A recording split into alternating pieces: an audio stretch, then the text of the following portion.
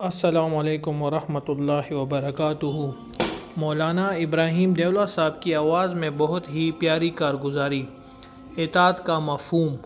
تمام دوستوں سے التماس ہے کہ ہمارے چینل کو لائک، سبسکرائب اور شیئر کریں اور بیل آئیکن پر کلک کریں تاکہ مزید بیانات کو آپ بر وقت دیکھ سکیں۔ کچھ ضروری مصروفیات کی وجہ سے چینل پر پروگرام اپلوڈ نہیں کیے، مگر ڈیلی بیسس پر اب اپلوڈ کیے جائیں گے۔ جزاک اللہ۔ اطاعت کا مفہوم یہ ہے کہ عبادت اللہ کی جائے گی، عبادت صرف اللہ کی جائے گی۔ ایمان اس لیے دیا ہے، عبادت میں نماز، روزہ، زکوٰۃ، حج، اللہ کا ذکر، اللہ کی تلاوت، وہ قرآن پاک کی تلاوت، یہ قسم یہ اللہ کی عبادت کہلاتی ہے، یہ کرنی ہے، یہ تقاضا ہے اطاعت کا۔ دوسرا، رسول صلی اللہ علیہ وسلم کی تابعداری کرنی ہے۔ رسول اللہ صلی اللہ علیہ وسلم کو اللہ تعالیٰ نے سچا نبی بنا کر اور آخری نبی بنا کر بھیجا ہے۔ آپ کو نبی ماننے کا تقاضا یہ ہے کہ ہم آپ کے طریقوں کو، آپ کی سنتوں کو اپنی زندگی میں لائیں۔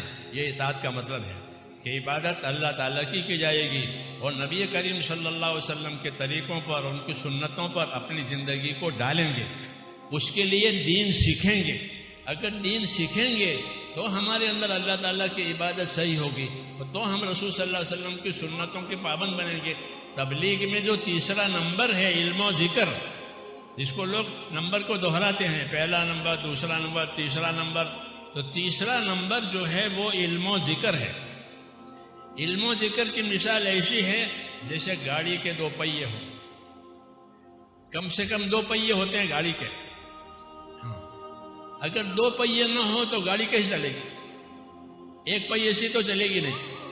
ایسے میرے دوستو، ہر مسلمان کی دینداری کے دو پہیے ہیں، ایک علم ہے، ایک ذکر ہے، یعنی اپنا دین سیکھے، اپنا دین اچھی طرح سیکھے اور پھر اپنے آپ کو اپنے دین کا عمل کر کے اپنے دین کا پابند کرے۔ اس لیے کہتے ہیں علم و ذکر جو ہے مسلمانوں کی زندگی کی، دینی زندگی کے لیے دو پہیے ہیں۔ اس لیے میرے دوستو، دین سیکھنا ہے۔ علم و ذکر کا تقاضا یہ ہے کہ دین سیکھو۔ کیوں کہ دنیا حقوق ادا کرنے کی جگہ ہے۔ جب دین نہیں سیکھے گا تو اس کو حق کی خبر ہی نہیں ہوگی کہ کیا حق ہے، کیونکہ علم نہیں ہے تو جہالت ہے، ذکر نہیں ہے تو غفلت ہے۔ علم نہیں ہے تو جہالت ہے، ذکر نہیں ہے تو غفلت ہے۔ تو غافل ہونا، جاہل ہونا یہ مسلمان کی صفت نہیں ہے، یہ تو غیروں کی صفت ہے کہ وہ غافل بھی ہوتے ہیں، جاہل بھی ہوتے ہیں، اللہ کو بھی نہیں جانتے، آخرت کو بھی نہیں جانتے۔ ہماری زندگی کو اللہ نے علم و ذکر والی بتایا ہے کہ وہ اللہ تعالیٰ کے حکموں کو جانے، اللہ کے حقوق کو جانے، اللہ کے بندوں کے حقوق کو جانے اور اللہ کے بندوں کے حقوق کو ادا کرے۔ کہ دنیا کو اللہ نے حقوق ادا کرنے کی جگہ بتایا ہے۔ اور جو مال اسباب پیدا کیے ہیں اللہ نے، یہ مال عیش کرنے کے لیے نہیں پیدا کیا ہے۔ مال کو اللہ نے عیش کرنے کے لیے نہیں پیدا کیا۔ رسول صلی اللہ علیہ وسلم نے عیش پرستی سے منع کیا ہے۔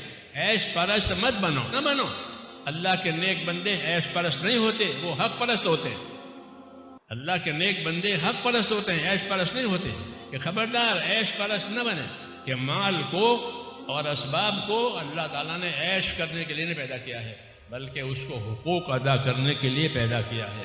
اس لیے ہر مسلمان پر اللہ نے واجب کیا ہے کہ وہ اپنا دین سیکھے، اللہ تعالیٰ کے کیا حقوق ہیں وہ جانے، پھر اللہ تعالیٰ کے بندوں کے کیا حقوق ہیں وہ جانے، کیونکہ دنیا کو اللہ نے حقوق ادا کرنے کی جگہ بتایا ہے اور آخرت کو بدلہ پانے کی جگہ بتایا ہے۔